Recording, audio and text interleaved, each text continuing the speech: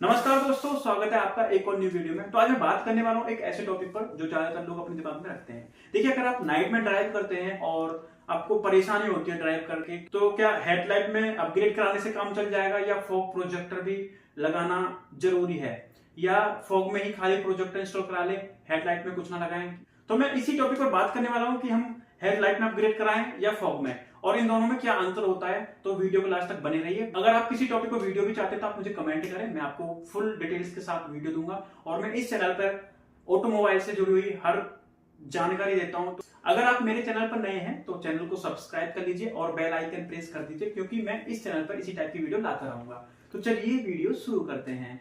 तो देखिए, सबसे पहले हम बात करते हैं हेडलाइट्स के बारे में। देखिए, अगर आप हेडलाइट में प्रोजेक्टर इंस्टॉल कराने की सोच रहे हैं तो आपको ये चीज ध्यान में रखनी है। अगर आपकी हेडलाइट में रिफ्लेक्टर है तो आप अच्छी ही जगह जाएं जहां पे अच्छी तरह से अलाइनमेंट वगैरह करते हो, क्योंकि सबसे मेन जो खेल होता है यही होता है। अगर आपका अलाइनमेंट सही नहीं हुआ है हेडलाइट में प्रोजेक्टर इंस्टॉल कराने के बाद, तो आपका हेडलाइट में प्रोजेक्टर इंस्टॉल कराने का कोई फायदा नहीं है। क्योंकि देखिए, जो रिफ्लेक्टर में जो हम प्रोजेक्टर इंस्टॉल कराते हैं उसमें क्या करना होता है, रिफ्लेक्टर में कटिंग करनी होती है, जिसमें हम हेलोजन बल्ब लगाते हैं ना, उस हाउसिंग को काटना पड़ता है। उसके बाद उसमें प्रोजेक्टर इंस्टॉल करना होता है और अलाइनमेंट करना होता है।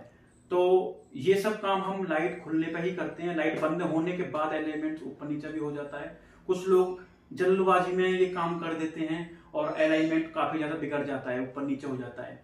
तो ये चीज जरूर ध्यान में रखें। अगर आप हेडलाइट में इंस्टॉल करा रहे हैं तो आपको अच्छी जगह ही जाके इंस्टॉल कराना है। और नंबर 2, और अगर आपकी हेडलाइट में पहले से ही प्रोजेक्टर आया है तो आप उसमें HID बल्ब मतलब HID किट लगाकर भी काम चला सकते हैं, क्योंकि HID किट जो होती है काफी ज्यादा ब्राइट होती है और आपको हाईवे ड्राइव में ये काफी ज्यादा हेल्पफुल रहेगी। तो आप प्रोजेक्टर इंस्टॉल ना करा के इसमें, अगर आपकी में पहले से ही प्रोजेक्टर इंस्टॉल है जो स्टॉक में आता है, तो आप उसमें HID लगा सकते हैं। और अगर आप सोच रहे हैं कि वो भी आपको चेंज कराना है तो आप आराम से करा सकते हैं, लेकिन ध्यान में रखना है कि अच्छी जगह ही जाएं, किसी प्रोफेशनल कंपनी के पास जो आप प्रोजेक्ट इंस्टॉल कराएं।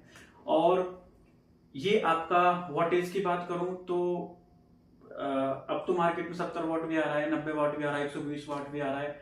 तो अगर आपकी हेडलाइट में 55 वाट 60 वाट बल्ब पहले से इंस्टॉल है तो आप कोशिश करें उतनी ही रेंज में रखें। अगर आप उससे ऊपर जाके लगवाते हैं वोल्टेज, तो आप उसके साथ एक रिले वायर जरूर लगवाएं, वरना आपकी वायरिंग भी जल सकती है। तो अगर मैं हेडलाइट प्रोजेक्टर के बारे में बात करूं तो आपको ये मिल जाएगा 10,000 से स्टार्टिंग। अच्छे प्रोजेक्टर की बात कर रहा हूँ, 10,000 से स्टार्टिंग होगी और आपको 30, 35, 40,000 तक भी मिलता है।